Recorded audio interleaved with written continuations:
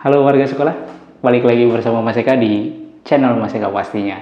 Ya, di video kali ini kita akan membahas tentang pilih KJP atau sekolah gratis ya. Karena banyak banget para warga sekolah ya yang membanding-bandingkan antara KJP dengan sekolah gratis.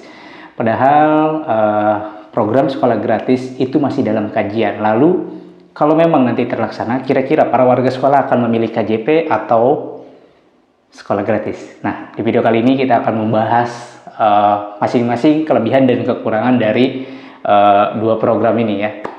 Tapi sebelum itu, untuk para warga sekolah yang mungkin baru menemukan channelnya Mas Eka nih, silakan subscribe dulu channel ini untuk mendukung channelnya Mas Eka agar bisa berkembang lagi dan bisa memberikan informasi terupdate kepada para warga sekolah. Oke, kita akan memulai dari KJP terlebih dahulu ya. Kita akan membahas kelebihan dan kekurangan dari KJP itu sendiri ya.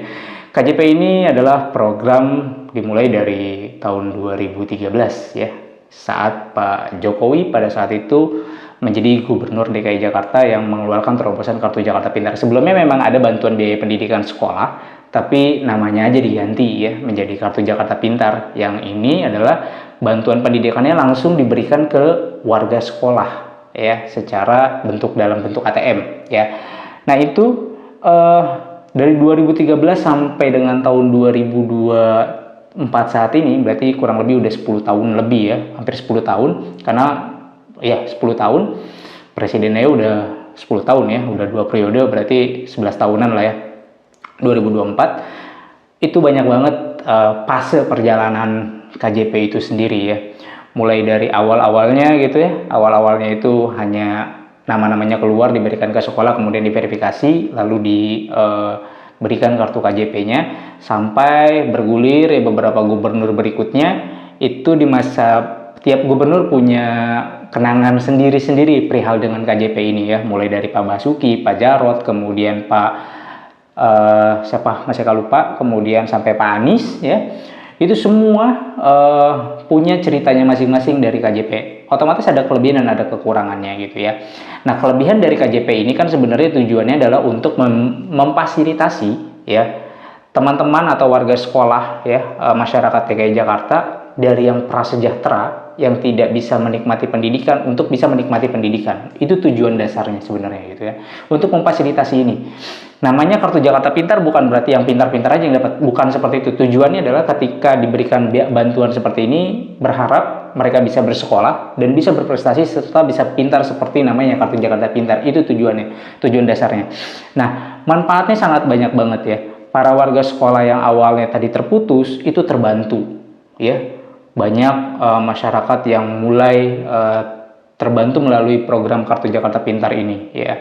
Yang tadinya putus sekolah jadi bisa sekolah lagi, yang tadinya tidak bisa membeli buku bisa membeli buku tulis, yang tadinya tidak bisa membeli pakaian ya setahun 2 kali atau setahun 2 kali atau satu semester 2 kali, tadinya tidak bisa, hanya bisa beli 1 tahun sekali atau bahkan warisan dari kakaknya gitu ya, itu bisa beli sendiri gitu kan. Hampir tiap semester diganti sepatunya, hampir tiap semester ganti bajunya, bukunya diperbarui. Kemudian juga selain dari itu berjalannya waktu, KJP tersebut ditambahkan fasilitas-fasilitas yang mulai dari pangan murah, kemudian naik busway gratis, banyak banget manfaatnya, dan itu sudah dirasakan oleh para warga sekolah banyak banget. Kalau misalkan mau diminta testimoninya, Mas Eka rasa nggak cukup sehari 2 hari untuk meminta testimoninya. Pasti akan banyak para warga sekolah yang membuat testimoni manfaat besar dari sebuah KJP tersebut ya. Itu terobosan dari Pak Jokowi kemudian diwariskan ke gubernur-gubernur sebelumnya sesudahnya sampai dengan detik ini ya. Di tahun 2024 tahap 2 ini itu banyak sekali manfaatnya ya yang diterima oleh para warga sekolah dari KJP tersebut.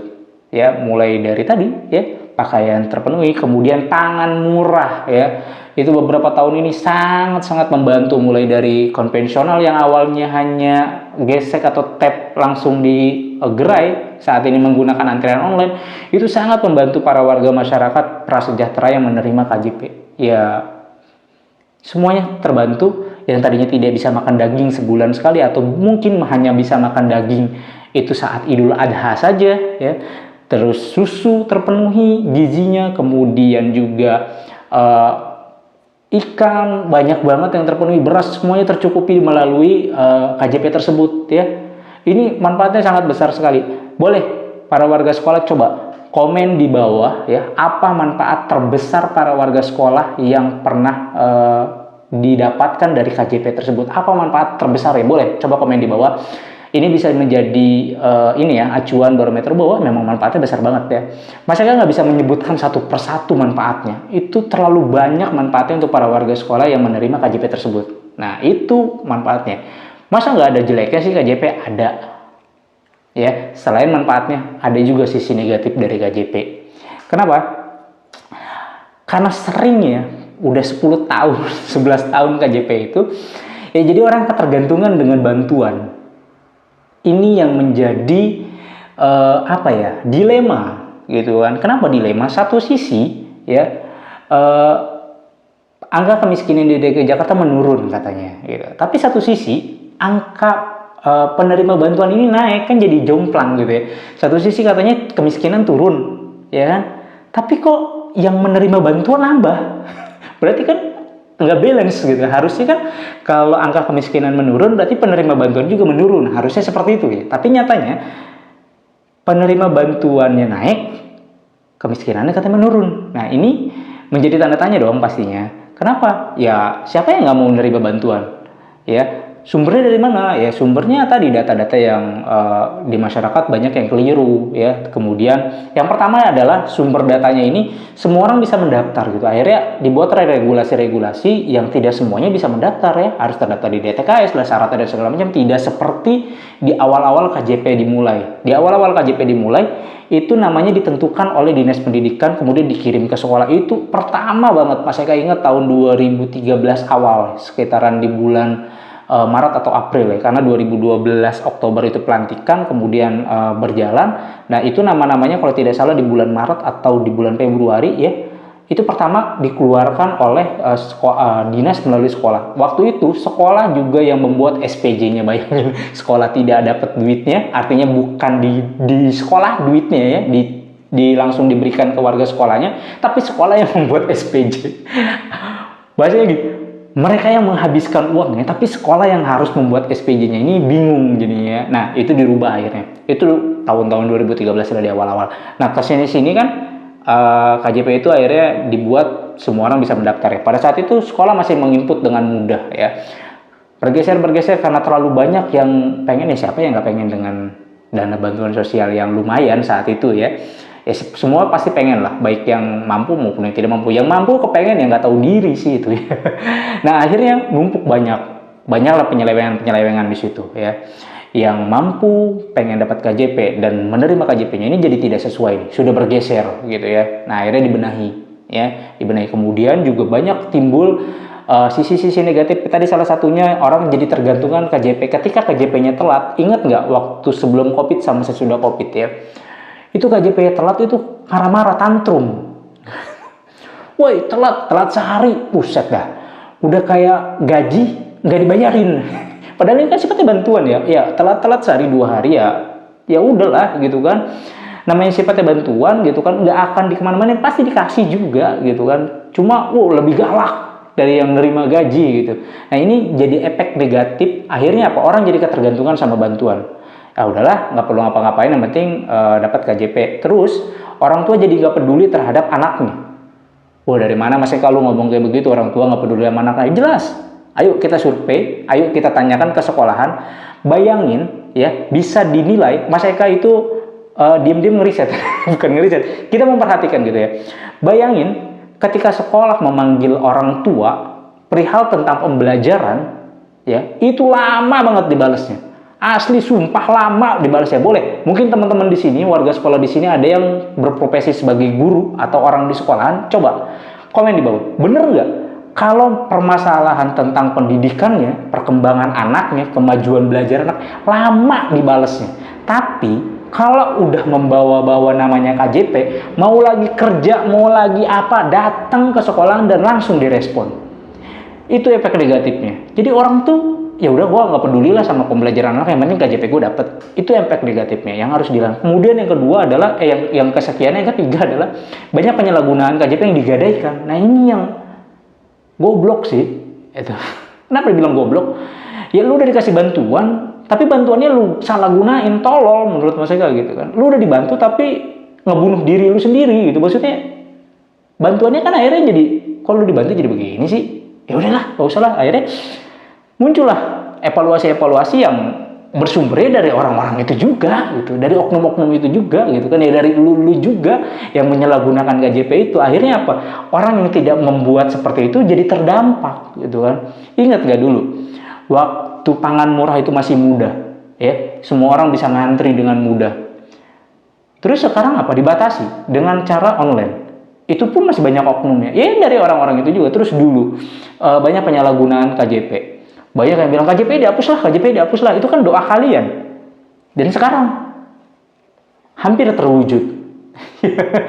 Jadi antara positif dan negatifnya menurut Mas Eka, lebih banyak positifnya sih sebenarnya gitu. Cuma yang negatifnya ini harus dibina. Tapi kan ini menjadi penyakit. Penyakit yang apa? Yang orang itu menjadi gitu, lebih banyak tangannya di bawah ketimbang dia bekerja. Oh, cari kerja susah, nggak gampang, goblok. Ngomongnya begitu kan. Iya, kalau mau berusaha pasti ada lah, nggak mungkin nggak ada. Saya rasa, ya kan tugasnya manusia untuk berusaha. Masalah hasilnya bukan kita yang menentukan, ya kan? Itu fungsinya, ya kan? Nah, karena udah keenakan disuapin terus, akhirnya menjadi malas. Pola pikirnya tidak berubah. Harusnya, ya, ketika dibantu dia berusaha. Ya masa 10 tahun dibantu nggak ada perubahan sih?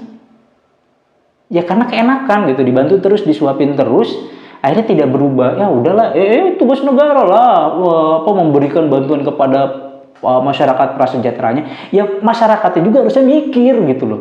Mikirnya bagaimana? Ya mikir. Masa lu mau terus-terusan dibantu sama pemerintah? Ya lu udah dibantu, biarin lu berubah, tapi lu gak mau berubah, kan lucu gitu. Maunya minta terus. Nah ini jadi efek negatif, akhirnya ya orang jadinya ketergantungan, jadi minta. Ini sama aja kayak orang sering banyak dikasih giveaway, kayak gitu ya. Jadi dikit-dikit minta giveaway, dikit-dikit minta giveaway, nggak mau berusaha gitu kan. Nah nilai usahanya itu jadi hilang. Itu dampak negatif dari KJP-nya. Ya walaupun banyak dampak positifnya. Coba komen di bawah ya teman-teman warga sekolah, dampak negatif dan positif menurut teman-teman semua. Boleh komen di bawah. Nah kita geser ke sekolah gratis. Nah, kenapa harus sekolah gratis ya? Menurut Mas Eka, sekolah gratis itu menjadi satu terobosan yang bagus ya dalam jangka pendek ini gitu kan. Karena ngebangun sekolah itu ngebangun sekolah negeri terutama itu tidak mudah gitu. Kenapa diberikan sekolah gratis untuk sekolah swasta? Kan di negeri udah gratis. Iya, di negeri udah gratis, tapi kan di swasta tetap bayar, Mas Bro. Gitu ya. Dan biaya di swasta itu ya hampir rata-rata di atas 500.000 semua. Bayangin per bulan, belum segala macam keperluannya. Lalu bagaimana dengan masyarakat yang prasejahtera, yang tidak bisa masuk di negeri, dia harus terpaksa masuk di swasta, dan tidak memiliki dana. Nah ini kan perlu dibantu juga gitu kan. Di negeri mau enak, sekolah gratis dapat KJP pula. Begitu dipanggil, malesnya bukan main gitu kan. Nah ini yang di swasta, teman-teman yang di swasta banting tulang ya. Susah untuk memenuhi kebutuhannya. Mana KJP-nya juga susah, nggak dapat gitu ya. Sekalinya dapat langsung dipotong sama sekolahan. Ya menurut Mas Eka, kalau dibandingkan dengan KJP dan sekolah swasta, Mas Eka lebih setuju dengan sekolah gratis. Ya, agar negeri dan swasta sama-sama gratis. Cuman kan gratisnya ini seperti apa nih? Gitu. Pertanyaan besar kan seperti itu. Apakah memang semua sekolah di sekolah swasta di DKI Jakarta akan digratiskan? Ya kita belum tahu prosedurnya seperti apa. Tapi kalau boleh memilih ya, ada pilihan KJP atau sekolah swasta. Mas Eka akan memilih sekolah swasta. Kenapa? Mas Eka rasa ini akan lebih adil. Kenapa Mas Eka menyebutkan ini lebih adil? Ya karena di negeri sudah gratis, di sekolah swasta pun akan gratis. Loh, yang di negeri haknya dari KJP itu dikemanain Mas Eka? Mas Eka rasa nggak sebodoh itu ya teman-teman di dinas pendidikan kemudian langsung mengalokasikan semuanya ke sekolah swasta. Tetap kok pasti di sini akan menerima bantuan, dan bantuan itu akan lebih terorganisir, akan lebih rapi lagi, akan lebih tertib lagi. Kalau selama ini kan duitnya bisa digunakan untuk yang aneh-aneh seperti digadein dan segala macam gitu ya. Ya mungkin nanti bantuannya langsung gitu. Misalkan kaos, baju, biaya baju selama 1 tahun atau seragam sekolah selama 1 tahun, biayanya ya kita nggak tahu ya regulasinya seperti apa. Tapi yang jelas bantuannya nggak mungkin hilang gitu. Tapi keadilan yang di sekolah, teman-teman di sekolah swasta juga dapat. Kan ini kayak nggak adil ya. Yang di sekolah negeri sekolahnya gratis, tapi yang di sekolah swasta, yang di negeri dia, yang di negeri itu anak-anak yang bisa dikatakan mungkin mampu lah ya gitu kan. Ada sebagian yang mampu gitu kan. Itu digratiskan, sementara ada teman-teman warga sekolah yang prasejahtera, sekolah di swasta mereka harus mati-matian untuk membayar sekolah swastanya, dan ini tidak dilirik gitu kan, dan tidak diberikan kesempatan dan tidak diberikan jembatan untuk sekolah gratis. Ini kan jadi dilema ya. Kadang KJP-nya juga mereka tidak dapat. Nah, ini banyak aduan seperti itu. Yang di negeri udah sekolahnya gratis tapi dapat KJP, sementara yang di swasta udah sekolahnya bayar tidak dapat KJP. Wah, ini sedih banget untuk yang prasejahtera. Udah pasti ini pasti akan difilter, nggak mungkin di sekolah swasta semuanya digratiskan. Lah kalau semuanya digratiskan, ya jadi lebih nggak adil menurut Mas Eka kalau semua sekolah swasta digratiskan, baik yang mampu maupun yang tidak mampu. Artinya yang sejahtera maupun yang prasejahtera diberikan gratis semua, itu malah nggak adil gitu kan. Ini pasti ada kriteria khususnya yang digratiskan ini. Mas Eka lebih setuju yang ini ketimbang ini. Lalu bagaimana dengan para warga sekolah? Apakah para warga sekolah lebih setuju KJP-nya dilanjutkan atau sekolah gratisnya diberlakukan? Nah, coba komen di bawah, para warga sekolah pilih mana? KJP lanjut atau sekolah gratis dilanjutkan? Sertai alasannya, nanti kita akan bahas lebih lanjut lagi. Oke, silakan. Itu Mas Eka. Jadi KJP plus minusnya apa? Terus sekolah swasta plus minusnya apa? Kalau banyak yang nanya, Mas Eka pilih mana? KJP atau sekolah gratis? Mas Eka lebih memilih sekolah swasta gratis ketimbang KJP. Karena Mas Eka mengalami dari tahun 2013 sampai tahun 2024 itu efek dari negatifnya itu tertanam di dalam sikap-sikap warga masyarakat, warga sekolah itu sendiri gitu. Akhirnya menjadi pemalas, terus mengharapkan bansos, tidak mau berusaha. Ini kalau didiamkan, wow, ya akan bukan runyem ya. Jadi mental itu jadi mental peminta.